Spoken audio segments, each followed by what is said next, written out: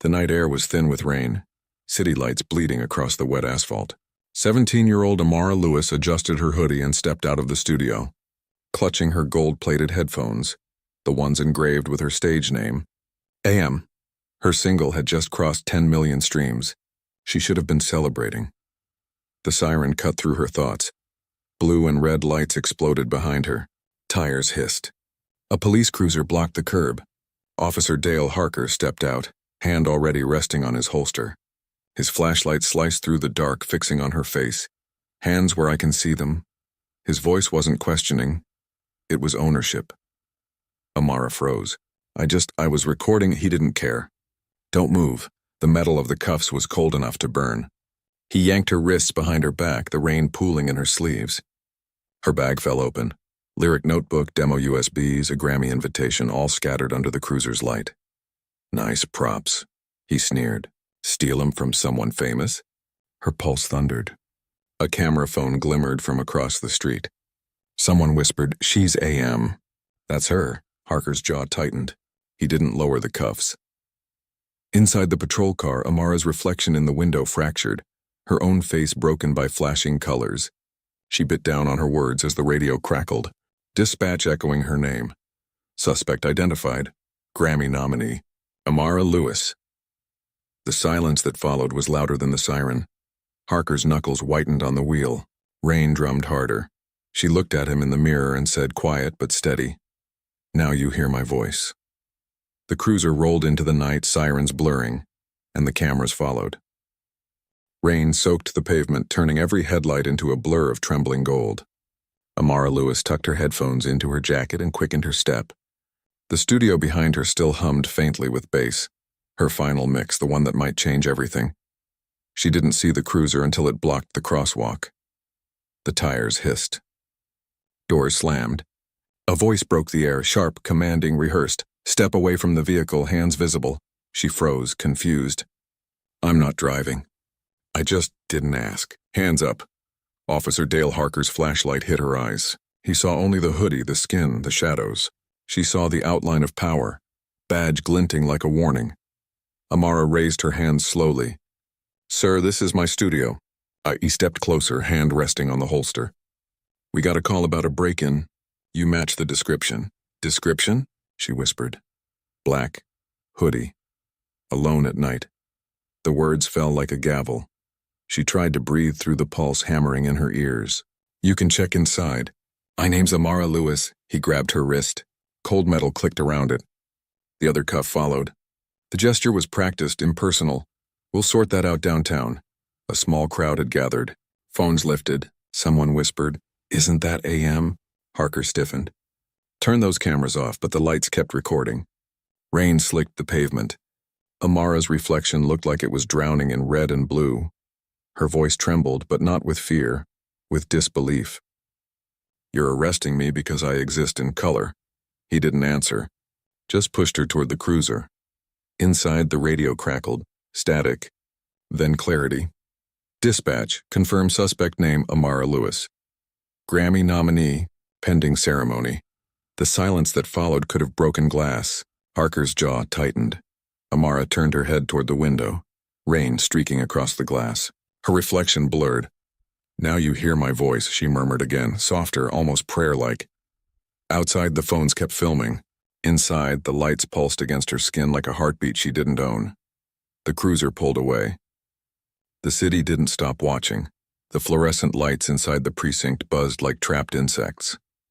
The air smelled of bleach and burnt coffee. Amara sat on a metal bench, wrists aching from the cuffs, her hoodie damp against her skin. The clock above the booking desk ticked too loudly. Every second sounded like a verdict. Officer Harker filled out a form with mechanical precision, eyes never meeting hers. He spoke to the clerk beside him as if Amara were a piece of misplaced evidence. Name Amara Lewis, charges: trespassing, suspicion of theft. The clerk glanced up. Recognition flickered. "You sure?" Harker didn't flinch. "Positive. Found her outside a studio. Claimed she worked there." The clerk hesitated, then shrugged, typing. "Everyone claims something." Amara looked at the ink smudges on the fingerprint pad. "Can I make a call?" she asked. Harker didn't look up. After processing, she swallowed her anger. That's not protocol. He leaned closer, pen tapping. You know protocol? Her gaze held his. Enough to know this isn't it. Silence.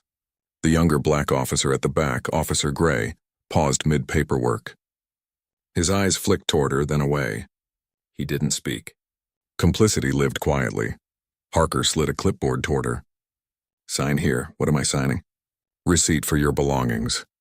She glanced at the list. Phone, wallet, headphones, lyric notebook. The notebook had water damage from the rain, her words bleeding into one another, lines unreadable. She signed anyway. Harker pocketed the form. You're free to wait in holding until someone vouches for you. Someone like who? He smiled, faintly cruel. Someone who believes your story. Her hands clenched. The cuffs cut deeper. A door buzzed open. A female officer guided her toward a narrow cell. Concrete, steel bench, flickering light. When the door closed, the sound echoed. Amara sat, inhaling the metallic scent of the bars. Her reflection shimmered in the small window's glass. Eyes tired, posture still upright. She tried to remember her mother's voice. Dignity is not a gift they can take. It's a muscle you keep flexing. Somewhere outside, Harker was laughing. Her phone, now evidence, but lit up briefly with missed calls. Dad. Maya, manager, unknown number. She pressed her palms together, the cold air biting her skin. The guard walked past, eyes lowering. They'll move you in the morning. She nodded, though he didn't wait for an answer. Midnight bled into the early hours. The precinct quieted except for footsteps and the hum of computers. From her bench, Amara could see the reflection of the American flag hanging by the booking desk, its stripes bending in the draft. Her thoughts moved like music without rhythm, notes of rage, disbelief, and exhaustion blending together. Then from somewhere beyond the wall came the faint ping of a phone. A notification. Then another. Voices. A sudden shuffle of movement. Someone saying, "Is that her? That's the girl from the video." Harker's voice cut through. "Phone's away now." But it was too late. Through the cell window, Amara caught the glow of multiple screens. The footage, her arrest, already spreading like wildfire. Her own face, soaked in rain, hands cuffed, echoing across digital space. She exhaled, quiet. The world is watching. For the first time, Harker looked uncertain. By dawn, the world had already chosen sides. Clips of the arrest spread across every platform. Rain-streaked footage of Amara's face, wide-eyed, cuffed, silent, replayed on loop, dissected by strangers. The hashtags multiplied faster than news anchors could read them. Justice for Amara, or AM, blue lights. At her manager's office, a dozen phones rang at once. Maya, Amara's manager, stared at the screen. "This isn't just trending," she whispered. "It's global." Her assistant replied, "BBC, CNN, Rolling Stone, they're all calling. They think she was profiled." Maya pinched the bridge of her nose. No, she was arrested. Across town in the precinct's break room, Officer Harker sat rigid before the TV. The footage looped again, his voice barking orders, the cuffs closing her words. "You're arresting me because I exist in color." He slammed the remote. "They edited it," he muttered. "Made it look worse." Officer Gray looked up from his coffee. "Did they?" Harker's glare hardened. "You weren't there." "I was," Gray said quietly. "That's the problem." The silence between them was heavier than any reprimand. Meanwhile, Amara sat in her father's living room, wrapped in a blanket. The house smelled of old books and burnt toast, her childhood home once a sanctuary. Now it felt like a bunker. Her father, Mr. Lewis, an aging history teacher with a steady voice, switched off the TV. "They'll try to make you the story," he said. "Don't let them. You are the proof." She looked up. "Proof of what?" "That they still see chains when you wear gold." Her throat tightened. The doorbell rang. Reporters. Maya's voice over the phone. "Stay inside. We're arranging a statement. Outside." Camera flashes lit the windows like lightning. Amara stared at her reflection. Same girl, same face. But now a headline.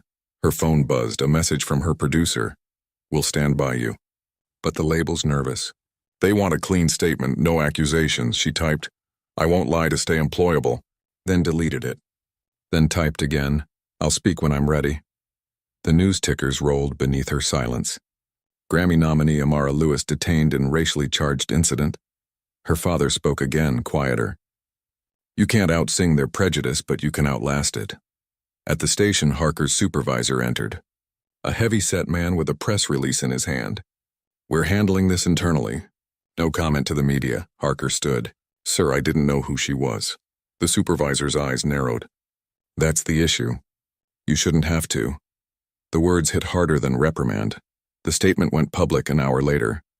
The department is aware of an incident involving Officer Harker and an individual later identified as musician Amara Lewis. The matter is under review. 3 lines. No apology. No ownership. By nightfall, the video reached 20 million views. Artists, activists, and even a few politicians tweeted her name. Celebrities posted her song, Midnight Rain, with captions like, "Listen to her voice." Hear her pain. Inside her bedroom, Amara scrolled through thousands of messages, outrage, support, sympathy, pity. They blurred together until her eyes stung. She closed the phone, whispering, "They don't know me. They just know my humiliation." Downstairs, her father brewed tea, the kind her mother used to make when the world felt too loud. When he handed her the cup, his hand trembled slightly. "They can film injustice, but they can't feel it," he said. "You'll need strength they can't hashtag," she nodded. The camera flashes outside still flared through the curtains. In the precinct, Harker stared at the glow of his computer screen. An email from Internal Affairs marked urgent. His reflection on the monitor looked older, smaller, he muttered. They'll forget in a week. But even he didn't believe it. Outside, the city throbbed with restless energy. Protesters began gathering in the square, holding signs painted in hurried strokes. Her voice matters. Art is not a crime. Amara stood by the window, the distant chants echoing up through the night. For the first time since her arrest, she let herself cry, not from weakness but release. The world had seen her silenced. Now it was listening. The press conference was supposed to control the story. Instead, it exposed the rot. Rows of reporters crowded the marble atrium of City Hall. Microphones glinted under white lights. The seal of the police department hung like an accusation behind the podium. Officer Dale Harker stood in the second row, his uniform crisp, jaw tight. Cameras clicked, not for him, but for the chief of police who stepped up to the microphone. The department takes these allegations seriously, the chief began. We are reviewing all procedures to ensure fairness and transparency. A pause. No mention of Amara's name. We ask the public to remain patient as we determine the facts. The sound of shutters filled the silence that followed. Someone shouted from the back, "Why was a Grammy nominee cuffed without cause?" Another, "Was this racial profiling?" The chief's smile was thin, brittle. We cannot comment on specifics during an active review. On every live broadcast, the words landed like a deflection. Amara watched from home. The living room lights were off. Her father beside her, silent. Maya stood behind the couch, phone in hand, live streaming reactions. The camera panned to Harker. The caption below read, "Officer involved in Lewis arrest present at conference." Her father muttered, "He looks calm for someone who humiliated a child." Amara's eyes stayed on the screen. Her reflection ghosted over the image of Harker's face. Maya turned to her. "We need your response ready." "I don't want a press release," Amara said quietly. "I want truth." "That is the truth," Maya insisted. "We'll write it," Amara shook her head. "You can't write what I felt." Later that evening, under dim lights and exhaustion, Amara recorded a short video on her phone. No glam, no background music, just her voice. "My name is Amara Lewis. Some of you know me as AM. I was arrested outside my studio 2 nights ago. I wasn't charged. I wasn't questioned. I was profiled." Her voice wavered once, then steadied. "I'm not here to make anyone hate. I just want to live in a world where my skin doesn't turn a spotlight into a target." She ended the video with silence. No outro, no edits. Maya posted it. Within hours, millions watched. In newsroom panels, pundits debated tone instead of truth. Some called her brave. Others called her divisive. Harker sat in his apartment, lights off, phone glowing in his hand. The video played again. Her voice filled the room, calm and unflinching.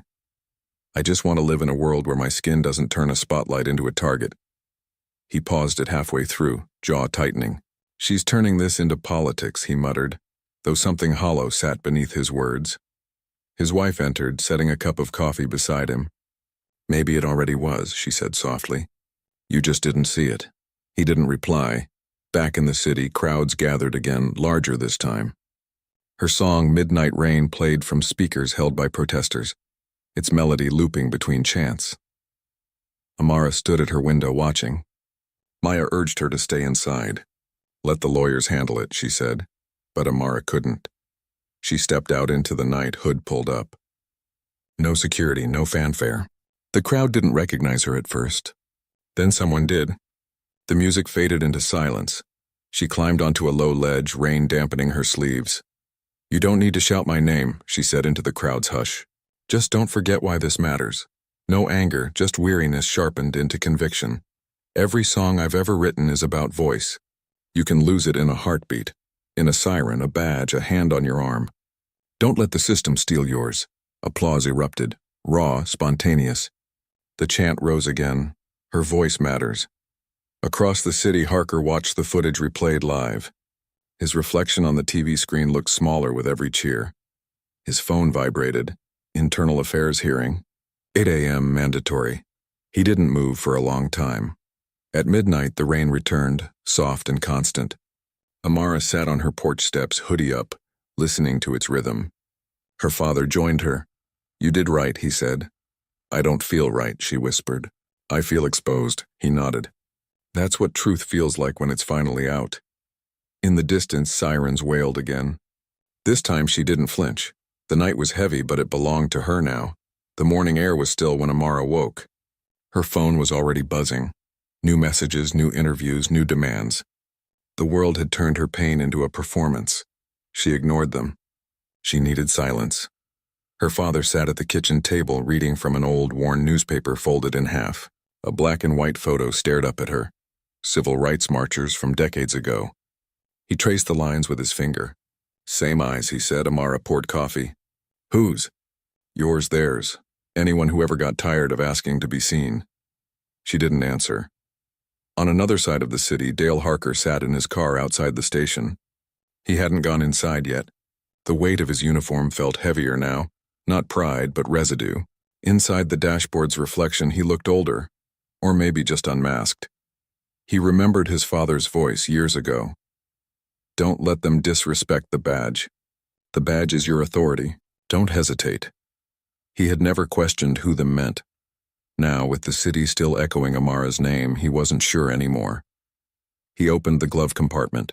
A commendation plaque lay inside, for outstanding service and discipline. It meant nothing now. The hearing would start in an hour. At home, Amara watched another news panel debate her life. 2 white commentators, 1 black guest. The host smiled politely while asking if the officer's mistake should end a career. Mistake. She muted the screen. In the quiet, her mind replayed her mother's voice, recorded years ago before her death, a voicemail she'd never deleted. "If they won't hear your words, make them feel your sound." She pressed play again. The line crackled, then ended. She whispered, "I'm trying, Mom." At the station, Harker entered the hearing room. The walls were beige, the table steel. 3 officers sat across from him. The Internal Affairs investigator began, monotone. "Officer Harker, we're reviewing footage of the detainment of Miss Amara Lewis. You are aware this video has gone viral?" "Yes, sir." "You are also aware of the department's stance on racial sensitivity training?" Harker's jaw flexed. "I followed procedure." The investigator slid a folder across photos, complaints, a dozen prior reports, and all dismissed quietly. "The procedure seems to follow you closely," the man said. Harker said nothing. His silence was louder than denial. Meanwhile, Amara stood in the recording booth for the first time since that night. The mic loomed like a confession. She closed her eyes and began to hum, slow, unguarded, unpolished. The sound cracked once, but she didn't stop. Maya, outside the booth, wiped her eyes. The new track was stripped raw. No beat, just voice. "We'll call it processing," Maya whispered. Back at the precinct, Harker was dismissed for the day, pending recommendation. The phrase tasted like purgatory. Outside, reporters waited. He said nothing, only lowered his head and kept walking. As he crossed the lot, Graffiti on the station wall caught his eye. Silence is a siren too. He didn't know if it was meant for him, but it followed him anyway. That night, Amara and her father sat on the porch again. The protests had quieted. The cameras had moved on. "History's a loop," he said softly. "It keeps spinning until someone breaks it." She stared at the dark sky. "And if breaking it breaks you too?" He looked at her then, eyes steady. "Then you hand the pieces to whoever's next." She nodded slowly. The night hummed with distant thunder, the same rhythm as applause, as heartbeat, as defiance. History wasn't gone. It was echoing, and this time, her voice was part of it. The studio was darker than usual, only one overhead bulb casting a warm halo on the mic. No producers, no entourage, just Amara, Maya, and the quiet hum of the soundboard. Maya leaned on the console, arms crossed. "You sure you want this to go live?" "Once it's out, there's no walking it back." Amara adjusted the mic stand. "That's the point." She pulled her headphones on, took a slow breath, and began. The track started without music, her voice alone. The first line echoed through the booth. "They told me silence keeps me safe. But silence is a kind of cage." Each verse was stripped raw, like confession more than melody. Between breaths, the faint sound of metal clinking, sampled from the cuffs that had bruised her wrists. Maya blinked back tears. "That sound, you recorded it?" Amara nodded. "It's real." When the song ended, there was no applause. "Just quiet," Maya whispered. "It's not a song." "It's evidence," Amara smiled faintly. "Then let the world hear the evidence." The next night, Breaking Silence premiered online. No label announcement, no press build-up, just a midnight upload on her own account. Within hours, it spread like wildfire. Reaction videos, duets, street performances. Listeners played it during marches, in classrooms, at candlelight vigils. The hook, "You can't mute the truth," and became a chant. By morning, it was the most streamed song in the country, and with it came, Fallout.news anchors called it a protest anthem. Others called it an attack on law, enforcement. Labels debated if she had breached contract by politicizing content. Amara ignored all of it. She'd already said what mattered. Meanwhile, Harker's suspension was announced publicly. Cameras caught him leaving the department, badge turned in, face blank. Reporters swarmed, shouting questions. "Do you regret your actions? Have you heard her song? Do you understand what you did?" He said nothing, but his eyes flickered. Just once, when someone played Breaking Silence from a phone nearby. "They told me silence keeps me safe." The lyrics filled the air around him. His jaw clenched, and he kept walking. That evening, a late-night host invited Amara to perform live. The stage lights were blinding, the crowd hushed. Before stepping on stage, she looked at herself in the mirror, hair tied back, scars faint on her wrists. She whispered, "Mom, I'm not afraid of the sound anymore." The host introduced her. Softly, tonight a voice that America tried to silence, and failed. The opening piano note struck and the crowd fell utterly still. She sang Breaking Silence with no effects, no production. Just a piano, and the sound of breath between words. Midway through, the camera panned close, tears on her cheeks catching the stage light. When it ended, there was no sound for 5 seconds. Then applause like thunder, the kind that shakes through bone. Backstage, Maya handed her a towel. "You realize what you just did?" Amara smiled faintly. "I didn't perform. I testified." The next morning, the performance dominated headlines. Clips aired beside protest footage. Educators quoted her lyrics in classrooms. Children sang her chorus during school assemblies.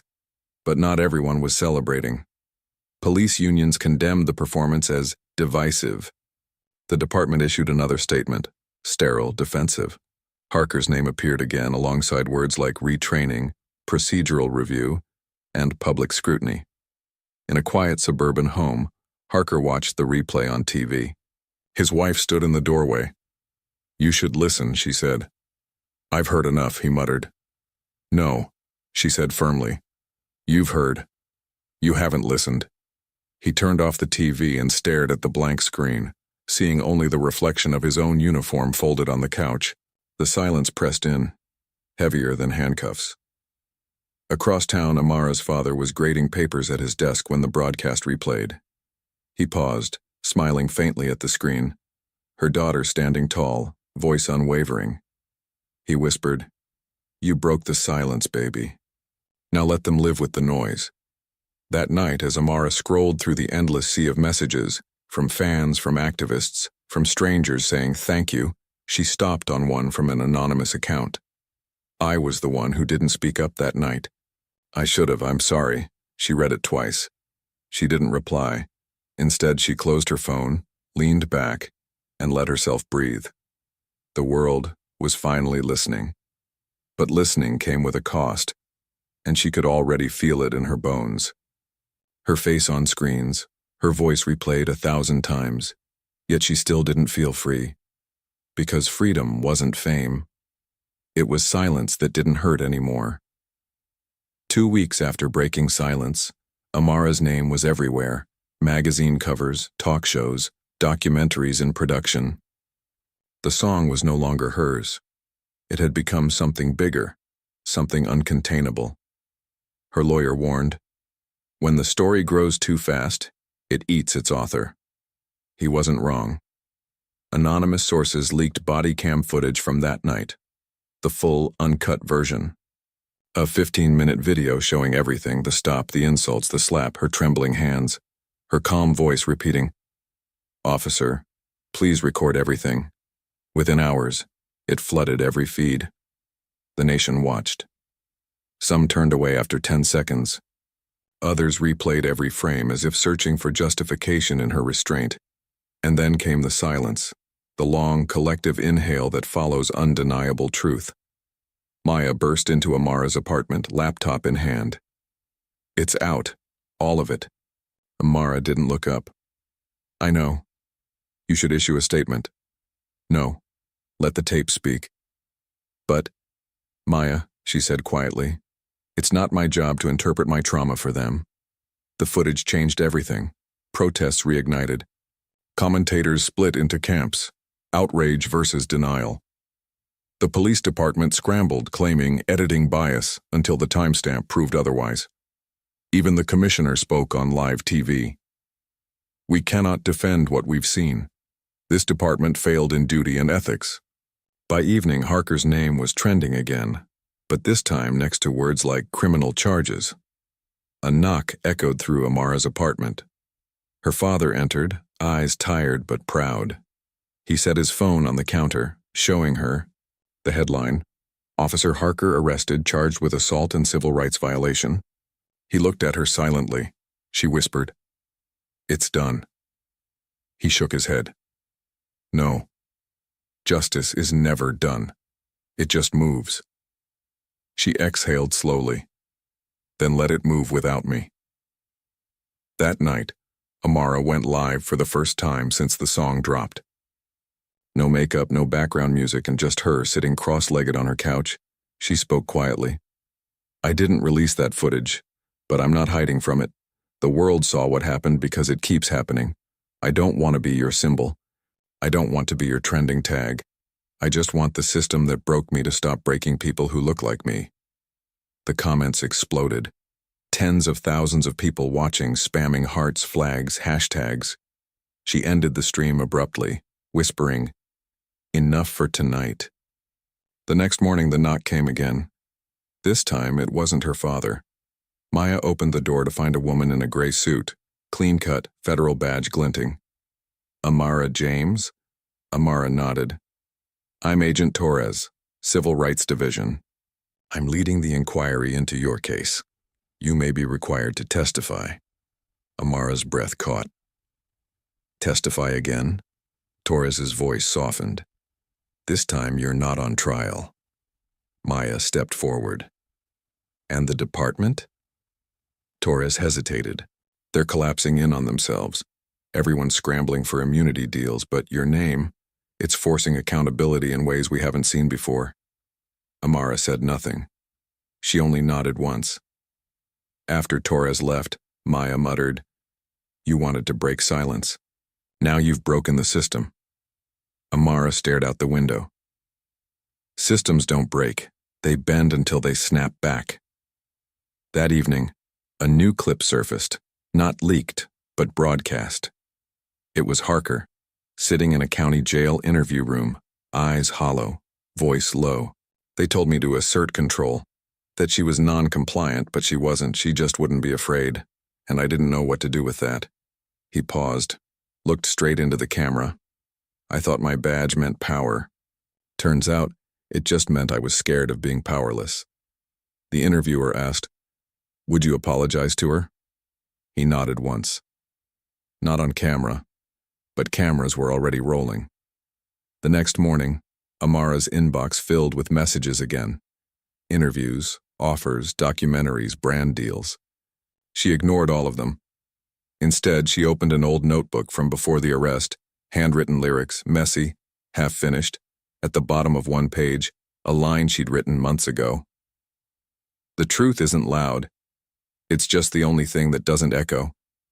She smiled faintly. "Guess I finally understand that." Maya sat across from her. "So what now?" Amara looked up. "Now I rest. The noise can live without me." Outside, protesters marched again, but this time, with music instead of chants. Breaking silence played through speakers on street corners, through open car windows, through schools and churches and city halls. The same streets where she had once stood handcuffed were now filled with people carrying signs that read simply, "We heard her." 6 months later, the city had changed its rhythm. Patrol cars still rolled down the streets, but slower now, cautious, measured, eyes watching from every corner phone. The precinct that once protected Officer Harker now stood half-empty, under federal review. Amara hadn't sung in public since breaking silence. Her voice had become too heavy, too bound to that single night. Yet music still pulsed through her house like a heartbeat. Quiet, constant. She lived away from the noise now. A converted warehouse near the river, bare concrete walls, scattered recording gear. Maya called it the retreat. Amara called it the ruins. This morning she sat before a silent microphone, guitar resting against her knee. A single sheet of paper lay beside her. Court notice, State of New York versus Derek Harker. Trial day. The courtroom was smaller than she remembered. Reporters filled the hall outside, cameras waiting for another soundbite. She ignored them all. Inside, the air was heavy with procedural monotony, clerks shuffling papers, lawyers whispering, the echo of polished shoes. Harker sat at the defense table, clean-shaven, smaller somehow. The arrogance that once filled his posture had deflated into something brittle. Their eyes met once. No words. Just a brief recognition that history had already rendered judgment. The prosecutor spoke. "Your Honor, the defendant's conduct represents a clear abuse of authority under color of law. The victim's restraint prevented greater harm, but it does not lessen the crime." The defense countered, weakly about protocol, stress, miscommunication. Each word felt thinner. Then the last, Amara watched, expression unreadable. She wasn't here for vengeance. She was here for closure that didn't exist. When her turn came, she stood slowly, taking the oath with steady hands. The courtroom hushed. The prosecutor asked, "Miss James, do you recall the night in question?" Her voice was calm. Every second, he gestured. "Please describe what you remember most." She looked straight at Harker. "The sound of my own heart," she said softly, and the way he smiled when he thought no one would believe me. Silence. The defense didn't cross-examine. They couldn't. The verdict came swiftly. Guilty of assault under color of authority. Guilty of false arrest. Harker's sentence, 5 years reduced to 3 with probation. The courtroom gasped at the leniency. Amara didn't. She simply turned and left, her father following close behind. Outside, reporters shouted questions. "Do you forgive him? Will you write another protest song?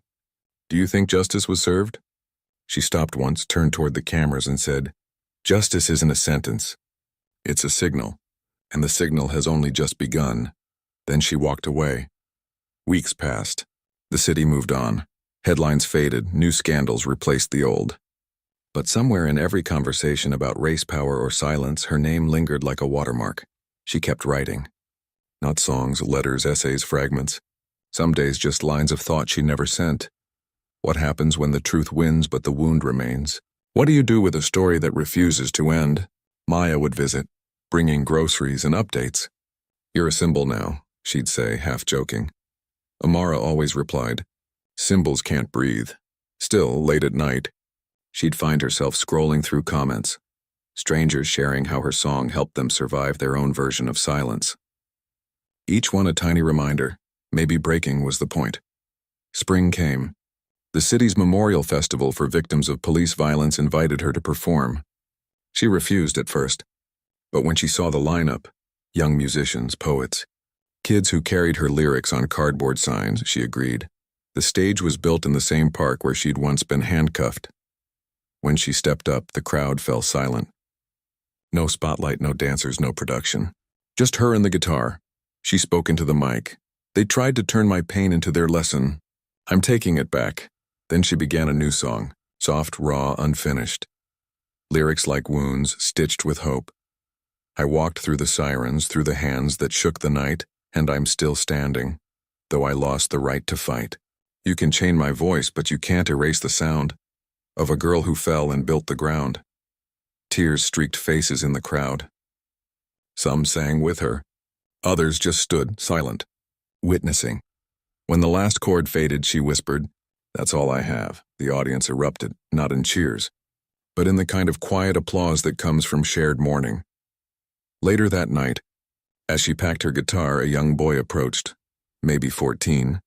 Nervous but determined, he said, "My brother got stopped last year. Your song, it made him talk about it. So thank you." Amara smiled faintly. "Then the song's yours now," he blinked. I mean, she said, "keep singing it until they can't ignore you either." As the crowd dispersed, city lights flickered across the river. Amara stood alone for a moment, feeling the air shift, less heavy now, less haunted. Her father's words echoed back from months before. Justice isn't done. It just moves. She looked out over the skyline. "Then keep moving," she whispered. And for the first time since that night, she didn't feel watched. She felt seen,